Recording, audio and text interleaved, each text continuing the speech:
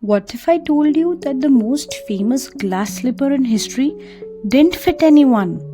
Not the stepsisters, not the nobles, not a single girl in the entire kingdom.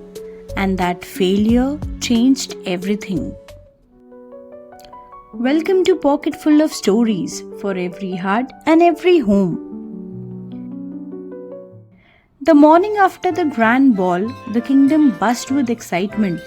Trumpets rang, guards marched, and the Prince Charming stood tall, holding the glass slipper like it was destiny itself. "This," he said confidently, "will find my future queen." But the first foot slipped in and stopped, too tight. The second foot tried, didn't fit. A third, a fourth. The prince laughed nervously at first. Surely this was just a delay. Then the whispers began. Is this slipper cursed? Was the girl an imposter? What if the magic was never real? When the stepsisters pushed forward, chaos erupted. They shoved, squeezed, twisted their feet, even blamed the slipper for being wrong. One cried, one screamed, one dramatically fainted. Still, the slipper fit no one. By sunset, the prince's smile was gone, and the kingdom felt something it had never felt before: embarrassment. Days passed. The search failed everywhere. In a royal hall, advisors argued loudly. "One prophecy cannot be wrong," shouted an elder. "Maybe the problem is the prophecy," replied a philosopher. "Or the method," asked another. "Can love really be measured by a shoe?" Outside the palace, the people talked. At first, it was magic, one baker said. "Now it feels silly," said a farmer. "Maybe we wanted a fairy tale too badly," whispered a child. Slowly, the kingdom stopped waiting for the slipper to decide their future. They began asking deeper questions. What makes someone worthy? What makes a queen? What makes love real? Prince Charming locked himself away.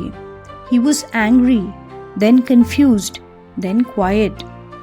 He stared at the slipper for hours. "I believed beauty would guide me," he admitted aloud. "I believed destiny would be simple." But now, without magic helping him, he felt lost. So he did something unexpected. He walked among his people. No crown, no guards. He watched mothers comfort children.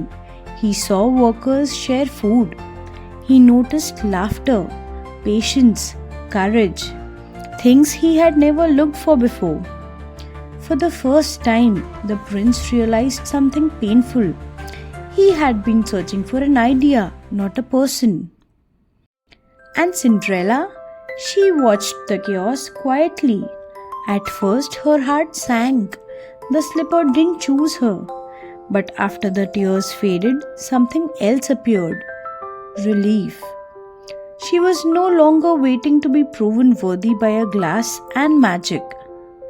She returned to her simple life, helping neighbors, caring for animals, fixing what others broke.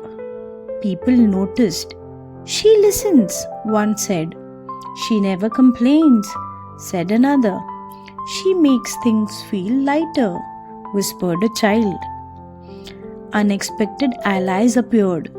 A seamstress, a cook, a guard who remembered her kindness. And one afternoon at the village well, she met a stranger. They talked about small things, work, dreams, the kingdom.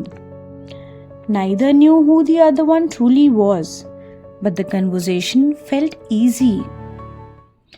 Weeks later, the prince stood before the kingdom once more. The slipper was gone. "I was wrong," he said honestly. "I thought love could be proven by magic. But love is seen in actions, in kindness, in how we treat each other." The crowd was silent. "I will rule differently," he continued, and I will choose connection over appearance. That same day, he found Cinderella again, this time with no glass slipper between them. They spoke, they laughed, they understood each other. No magic sparkles, no prophecy, just respect, just truth. The kingdom celebrated, not because a slipper fit, but because something better had. A new idea of love, a new idea of royalty. And so, this fairy tale ended differently. Not with magic choosing love, but with people choosing it themselves. And that made all the difference. Thank you for listening to Pocket Full of Stories.